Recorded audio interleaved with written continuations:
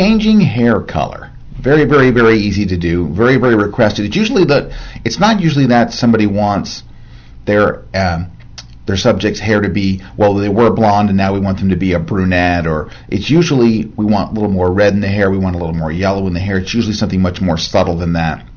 And there are a number of ways to do it. I'm going to show you what the method I think is the best and the easiest. Go up over to the layers palette and pop right up under here under the adjustment layer, and we're going to choose color balance right up here. Now, I like color balance because it lays out all the colors for you, and you just drag in the direction that you want. So if you wanted her hair to be a little more red, all you do is grab the red slider and drag a little more towards red, and you see the feedback instantly on screen. Let me zoom in just a hair so we get a better idea.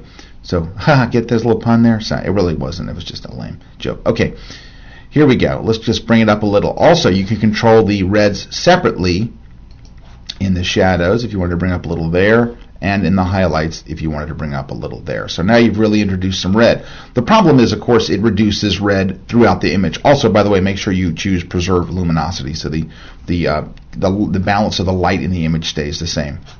All right, so we've done shadows, midtones, and highlights. It's affected the entire image. Click OK.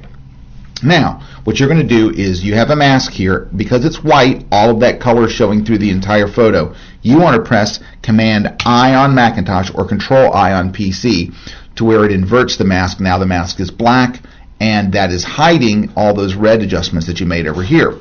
So now you can go get a brush and start painting in that redder color right here. So you can see it's kind of getting a little strawberry look to it. I'm just going to paint this in kind of quickly.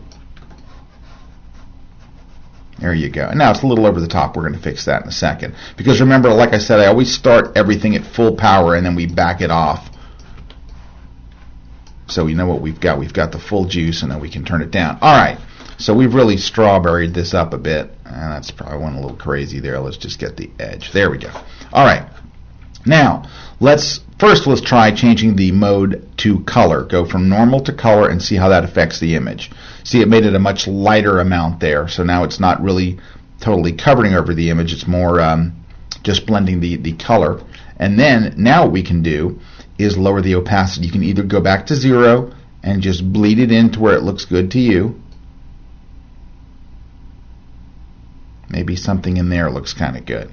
All right, so you can see a before and after just by turning that off. So you can see how varying the amount is going to make a big difference. And another adjustment layer advantage is that now you can double click and tweak it because it's already kind of painted in there. So now you can say, you know what, we went a little too far, or I want to go further and really get garish. You get the idea. We could get really crazy if we wanted to. You wouldn't go that far. That's the Ronald McDonald look. But you get the idea. And you can always start over by holding the Option key on Mac or the Alt key on PC, which resets it. Then you can just give it another shot and try again. Now, if you wanted to go in a different manner, if you say, well, you know what, I just wanted the hair to be darker, then if you just want you want the same color, but you want it to be darker, then you don't use color balance. Instead, I would use just simply a levels adjustment layer. Go to Levels Adjustment Layer, go ahead and grab the midtones and drag them to the right a bit so the hair gets really nice and dark. Then you're going to click OK, and you're going to do the same keyboard shortcut, Command-I on Mac or Control-I on PC. Grab your paintbrush and just paint in the darker hair here. Like that. And again, you're maintaining complete control. It is an adjustment layer. So you can see, it actually looks pretty good. And you can see a before and after, and you still have the volume control after the fact by using the opacity. So you can just drop that in just like you like it. So there's two ways to control hair color and hair overall tone.